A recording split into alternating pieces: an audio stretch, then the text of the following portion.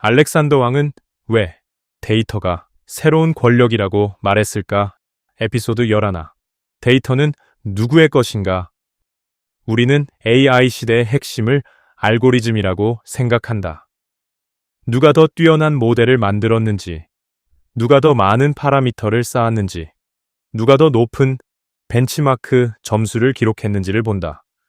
기술 경쟁은 곧 모델 경쟁이라고 믿는다. 그런데 알렉산더 왕은 조금 다른 말을 한다. 진짜 힘은 모델이 아니라 데이터라고 말한다. 모델은 공개될 수 있지만 데이터는 공개되지 않는다고 말한다.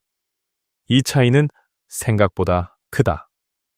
우리는 데이터를 단순한 입력값으로 본다. AI를 학습시키기 위한 재료 정도로 생각한다. 하지만 데이터는 단순한 재료가 아니다. 데이터는 현실을 어떻게 해석할 것인가에 대한 선택이다. 어떤 문장을 긍정으로 분류할 것인가? 어떤 이미지를 위험으로 볼 것인가? 어떤 행동을 정상으로 간주할 것인가? 이 모든 기준은 데이터 안에 숨어 있다. AI는 데이터를 통해 세상을 배운다. 그렇다면 데이터를 설계하는 쪽은 AI가 바라보는 세계의 틀을 설계하는 셈이다. 여기서 권력이 생긴다. 우리는 플랫폼이 권력을 가진다고 말한다. 그러나 플랫폼보다 더 근본적인 곳에는 데이터가 있다. 누가 더 많은 데이터를 가졌는가 보다 누가 더 의미 있게 정리된 데이터를 가졌는가가 중요하다. 단순한 양의 문제가 아니다. 정제의 문제다. 누가 라벨을 붙였는가? 어떤 기준으로 분류했는가? 어떤 오류는 제거하고 어떤 오류는 허용했는가?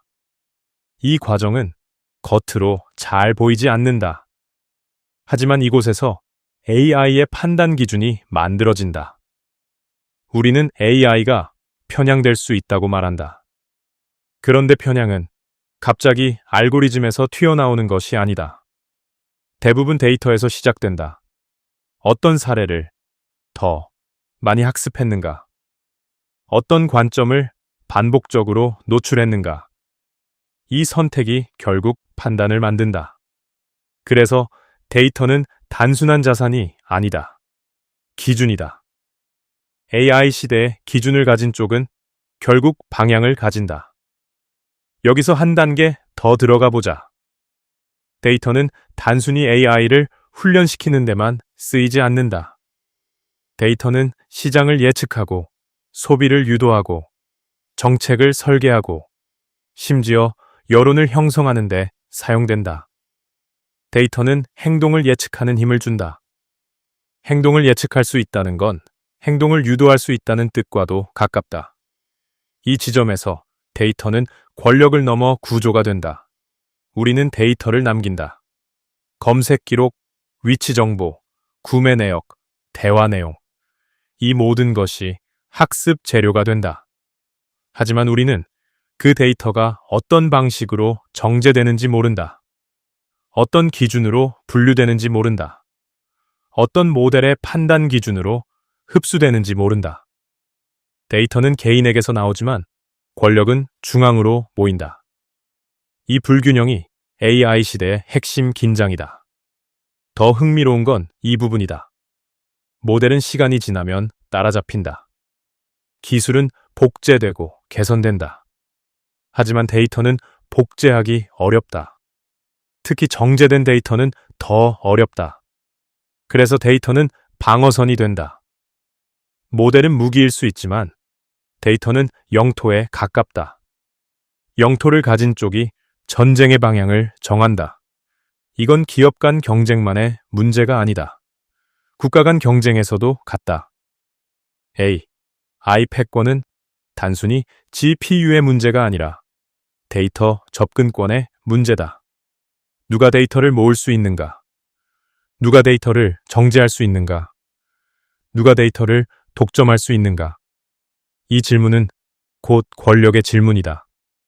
여기서 우리는 다시 묻게 된다. 그 데이터는 누구의 것인가? 개인의 데이터인가? 기업의 자산인가? 국가의 자원인가? 우리는 서비스를 이용하면서 데이터를 남긴다. 그 대가로 편리함을 얻는다.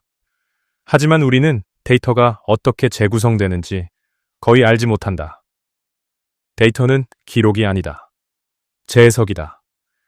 그리고 재해석을 하는 쪽이 현실의 기준을 바꾼다.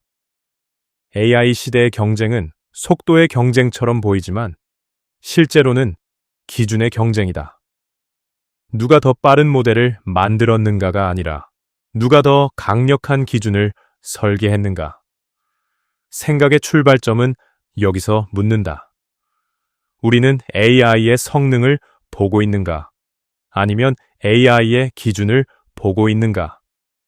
그리고 그 기준을 누가 설계하고 있는가?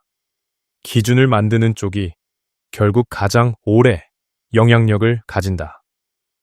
다음 에피소드에서는 마크 안드리센을 이야기한다. 그는 왜 기술 낙관주의를 끝까지 주장했을까? 에피소드 12. 낙관은 전략인가 신념인가?